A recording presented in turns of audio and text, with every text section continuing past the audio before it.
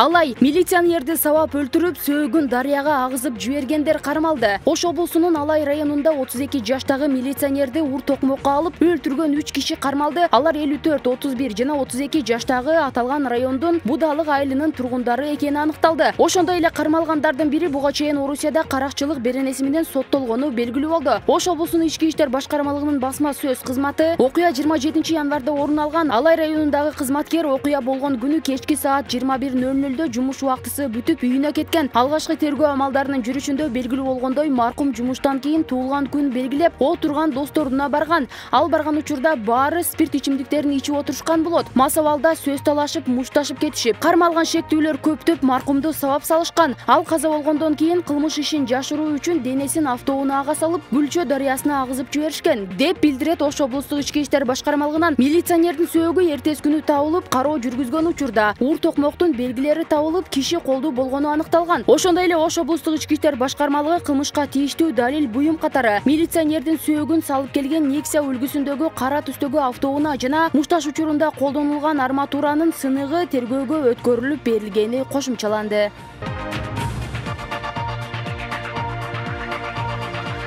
Ош шаарындагы Ниязалы атындагы музыкалык окуу жайдын студенти бычакталды. 28 январда Ош шаарында Ниязалы Борошов атындагы музыкалык окуу жайдын 3-курсунун студенти бычакталды. Бул тууралуу өздүк булактарга таянып, Турмуш басылмасы жазды. Алдын ала маалыматка караганда, жабырлануучу өзү менен кошо спирт ичимдигин ичип отурган, тең туштары менен чатакташа кеткен. Натыйжада чогуу отурган балдардын бирөө бычак менен аны күтүлбөгөндө сайып жиберген. Бул маалыматты Ош шаардык ички иштер башкармалыгынын басма сөз катчысы Абсаттар Табакалов тастыктап, окуя 28 январ түнү Ош шаарындагы Аскар Шакиров көчөсүндөгү батирлердин биринде болгонун айтты. Окуя болгон жерде кароо жүргүзгөндө сыртынан 2 бөтөлкөсү жабырлануучу Ж.А.га тиешелүү куртка, күрмө жана шым табылган.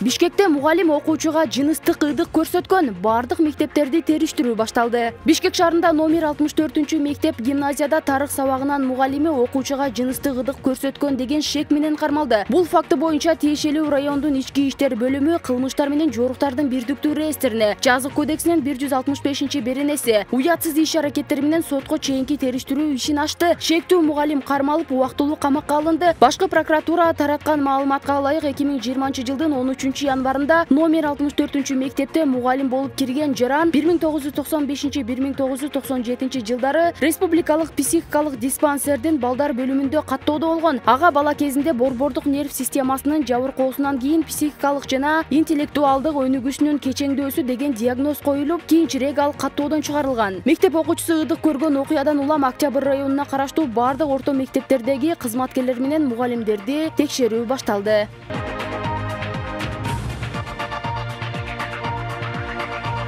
Ошто аскер кызматкери баңгизат сатууга шектелип кармалды. Баңгизаттарды мыйзамсыз жүгүртүүгө каршы күрөшүү кызматынын Чүй облусу боюнча башкармалыгынын кызматкерлери Ош шаарында баңгизат сатып жүргөн аскер кызматкерин кармады. Бул тууралуу мекеменин басма сөз кызматы кабарлады. 30 жаштагы шектүү 27 январда баңги каражаттарын сатуу учурунда Ош шаарында кармалган. Анын жанынан табылган затка соттук химиялык экспертиза жасалып, ал гашиш болгону аныкталды. Анда сырткары кармалган жак Ош жана Чүй облустарынын аймактарында, анын ичинде аткаруу тутумунун мекемелеринде жазасын өтөп жаткан соттолгондордун арасында баңгизаттарды жайылтууга тиешеси бар экени аныкталды. Сотко чейинки тергөө иштери уланууда, деп билдирет маалыматта.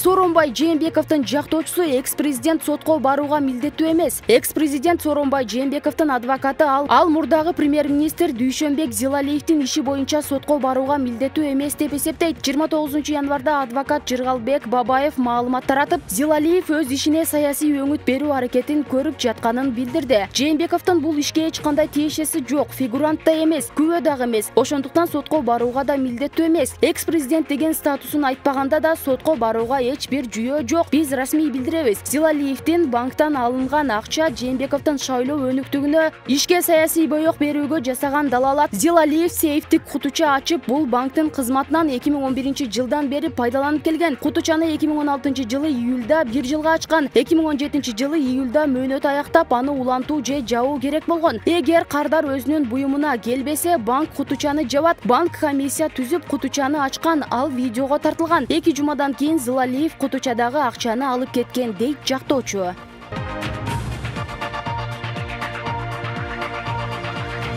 Камчыбек Жолдошбаев уят колун көрсөткөн окуя боюнча үн катты. 28 январда таңкы саат 9:30 чамасында Бишкек шаарынын Чокморов көчөсүндө чыгыш тарапты көздөй бараткан Жогорку Кеңештин депутаты Камчыбек Жолдошбаевдин Lexus үлгүсүндөгү автоунаасына бир аты белгисиз чолок көчөдөн чыга калган Mercedes автоунаасы жол бербей кагылыш жасады. Бул тууралуу депутаттын басма сөз кызматы билдирди. Биринчи даражадагы Чокморов көчөсүндө бараткан Lexus автоунаасына жол бербей, экинчи даражадагы чолок көчөдөн капыстан чыга калып Mercedes автоунаасы жол жүрүү эрежелерин одуна бузду. Жол кырсыгынан кийин Mercedes автоунаасынын айдоочусу митаамдик кылып Lexus автоунаасына келип, анын рулда отурган айдоочусуна эмес, арткы орундагы олтурган депутат Камчыбек Жолдошбаевка асылып, оозуна ак ит кирип, кара ит чыгып, жол кырсыгына депутатты айыптап, анын документтерин көрсөтүүсүн талап кылып, депутат ачуулангандан кийин аны видео камерасына тартып алып, социалдык тармактарда каралап таратууда. Жол кырсыгынан кийин эки машина тең жол инспекциясынын айып аянтчасына токтотулган. Азыр компетенттүү органдар жол кырсыгынын себептерин иликтеп документтештирүүдө. Биз мунун баары мыйзамдуу болушун каалайбыз жана мыйзамга баш ийебиз. Депутат Камчыбек Жолдошбаев бул жол кырсыгынын айынан айыпкерлердин чыгымына жооп берем деп ачууга алдырганы үчүн коомчулуктан кечирим сурайт деп айтылат билдирүүдө.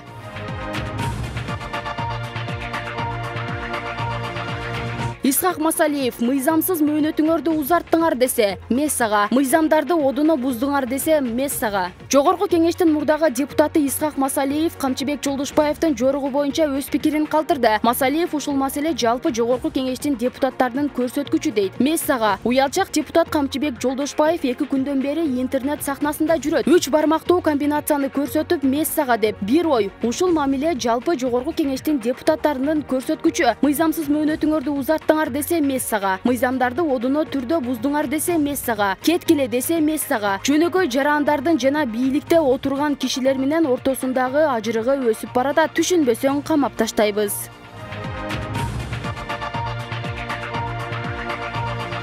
Кыргызстанда алкоголдук ичимдиктердин баасы кымбаттайт. 2021 жылдын январынан тарта этил спиртине жана алкоголдук продукциялардын айрым түрлөрүнө акциз салыгынын наркы белгиленди. Мамлекеттик салык кызматы бул Евразия экономикалык биримдигинин алкагында акцизтердин наркын айкалаштыруу максатында жасалганы кабарланды. Арак менен ликер арак ичимдиктерине, күчтүү суусундуктарга акциз 1 литр үчүн 100 сомдон 120 сомго чейин жогорулады. 2022 жылы акциз 140 сом, 2023 жылдан тарта 160 сомду түзөт. Этил спиртине акциздин наркы 1 литр үчүн 120 сом өлчөмүндө белгиленди. Мурда 100 сом болчу. Кийинки 2 жылда акциз салыгы жыл сайын 20 сомго жогорулайт. Коньяктарга акциз 1 литр үчүн 70 сомдон 80 сомго чейин жогорулаган. 2022 жылы бул сумма 90 сомдон, 2023 жылдан баштап 100 сомду түзөт. Ошондой эле аз алкоголдук суусундуктарга акциз 1 литрге 200 сом өлчөмүндө калды.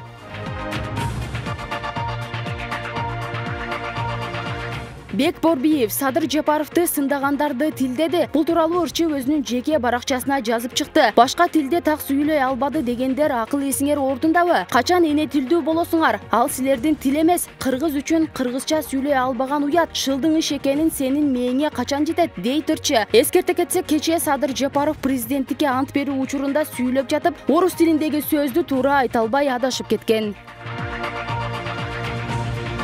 Урматтуу көрүүчүлөр, эгер сиз Ош шаарында боло турган болсоңуз, анда биздин видео кызматтар иштеп жатат. Той мааракелерди, майрамдык салтанаттарды өткөрүүнү кааласаңыздар, биздин командадагы жигиттер сиздердин той мааракелериңиздерди өткөрүүгө жакшы видео съемкаларды бөлүштүрүп берет. Андыктан экран астындагы номерге чалып байланышсаңыздар болот. Жана ошондой эле Адыл Жолубай YouTube каналына каттала кетиңиздер. Соңку жаңылыктар биз менен.